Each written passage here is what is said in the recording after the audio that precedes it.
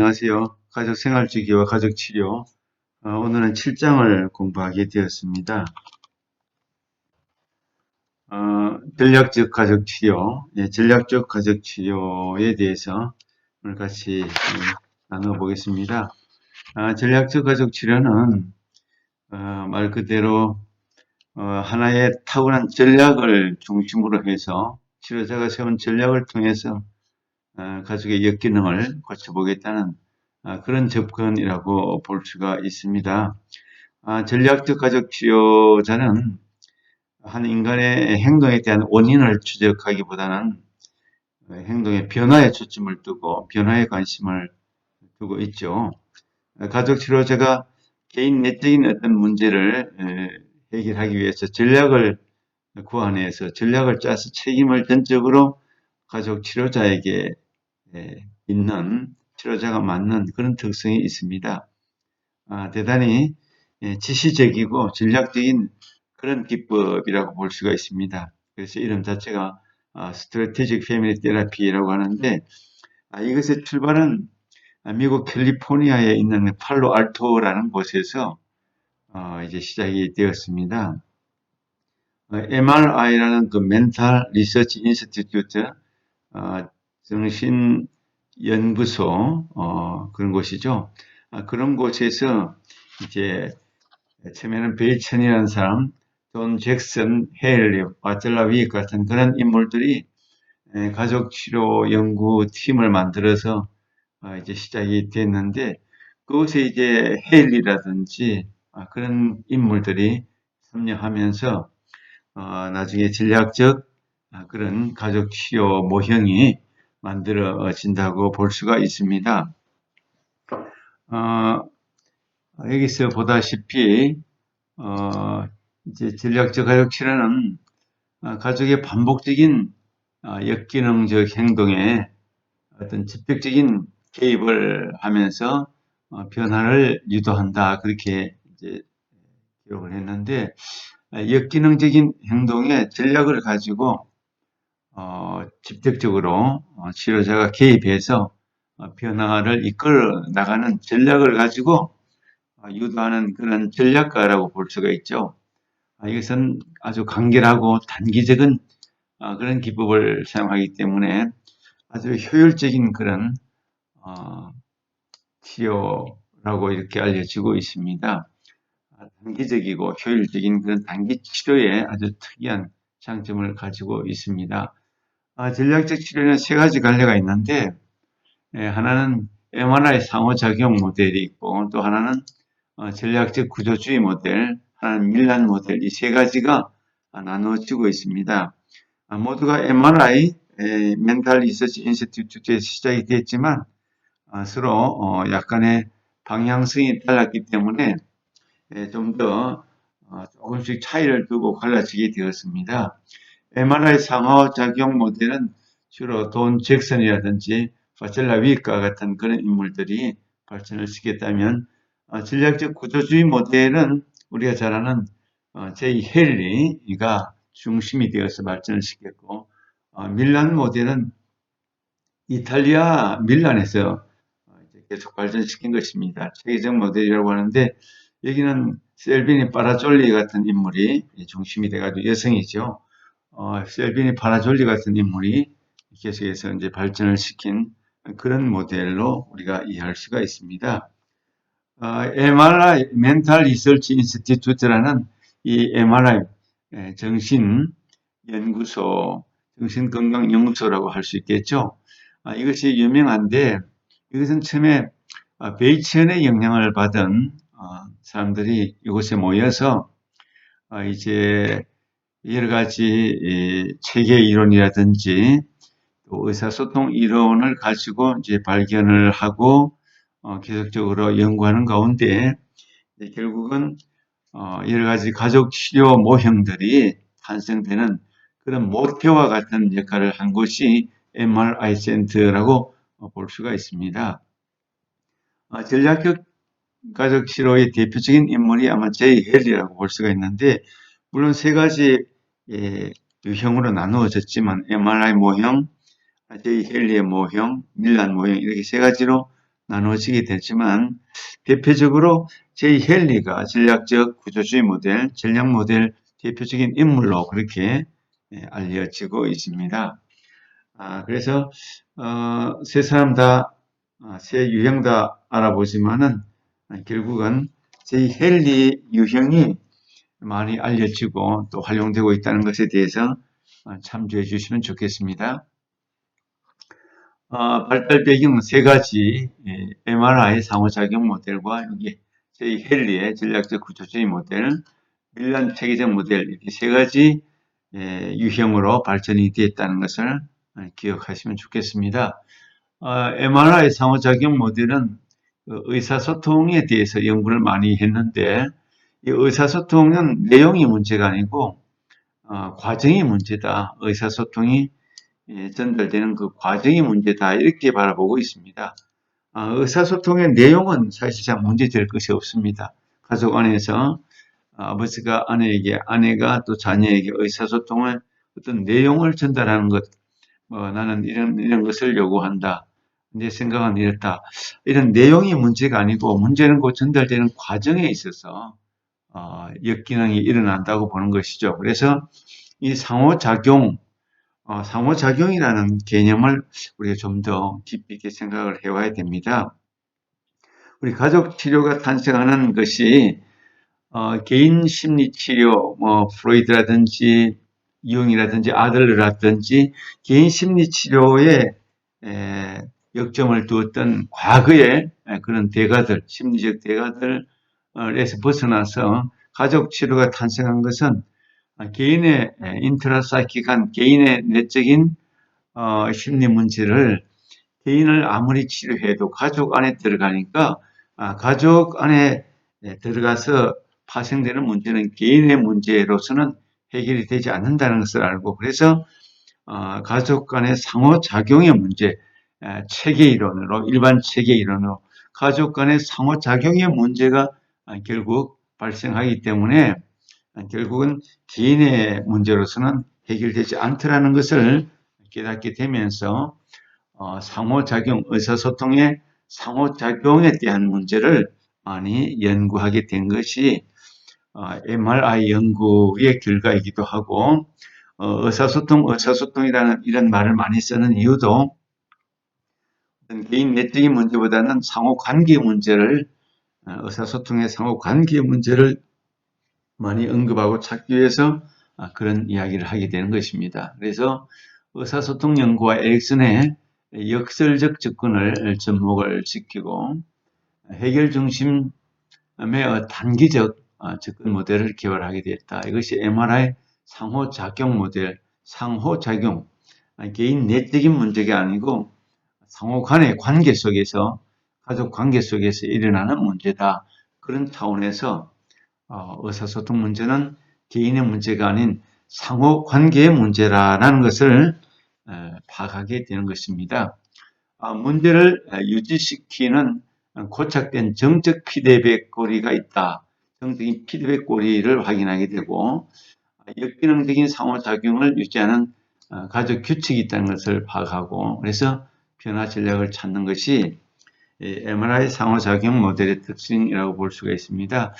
가족 안에서 문제를 변화시키고 개선하고 또 문제가 해결되는 것이 아니라 그 문제를 붙잡고 있는 문제를 고착시키는 어떤 피드백 고리, 정적인 움직이지 않는 그런 피드백 고리가 있다는 것입니다. 가족 안에.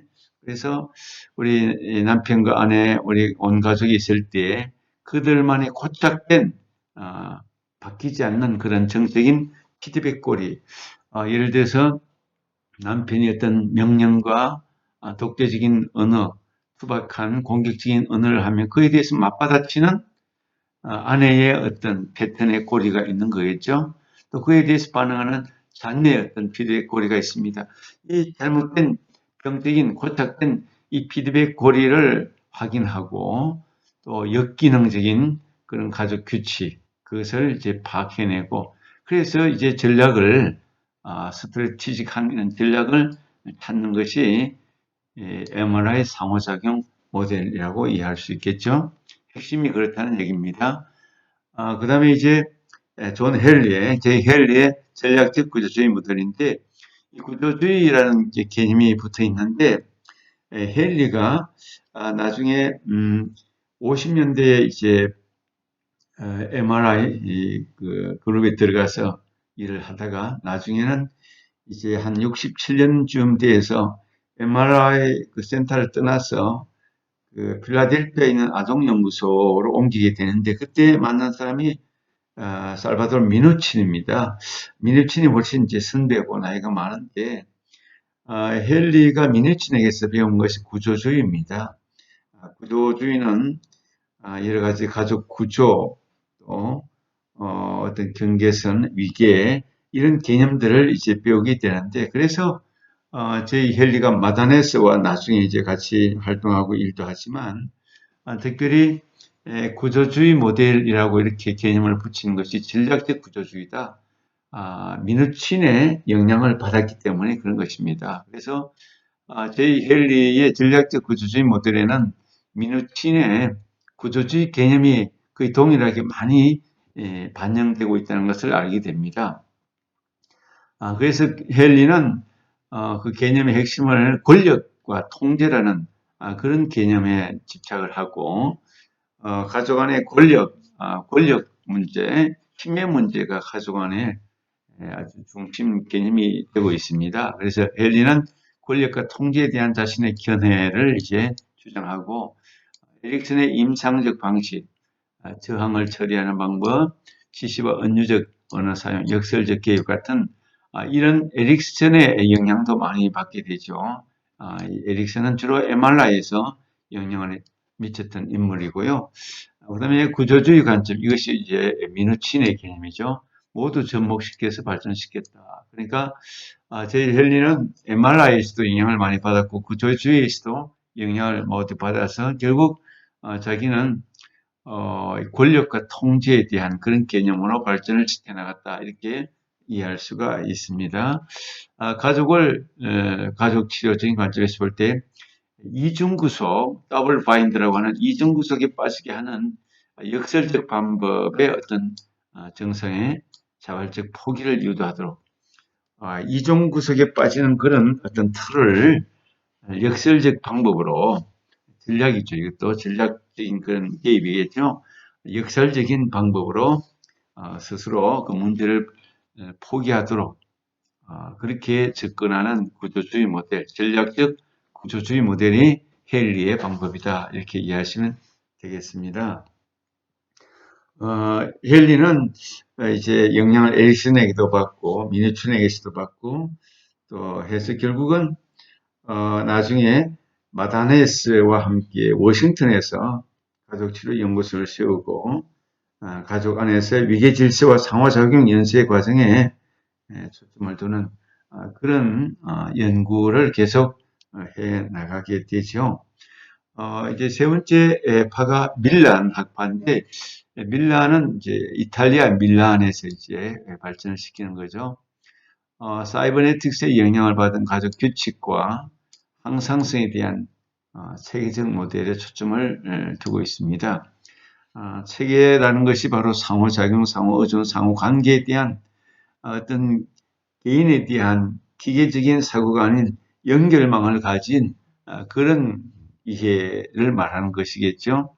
그래서 치료자는 중립적 위치에서 가족 게임의 규칙을 파악하고 가족 안에는 게임이 있다고 보는 것입니다.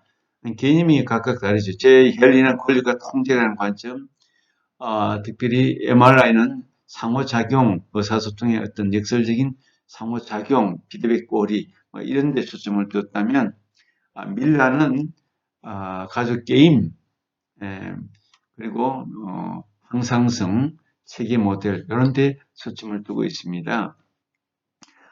가족 게임의 규칙을 파악하고 순환 질문, 계속 연결되어 있는 순환 질문을 통해서 가족원들이 본인의 인식론을 검토하여 새로운 신념 체계를 도입하도록 그렇게 유도하는 같은 전략적 치료 모델이지만 주장하는 바가 조금씩 다른 같은 맥락에서 시작했지만 각각 주장하는 바가 조금 다른 그런 개념들을 가지고 있다. 그렇게 얘기할 수가 있습니다.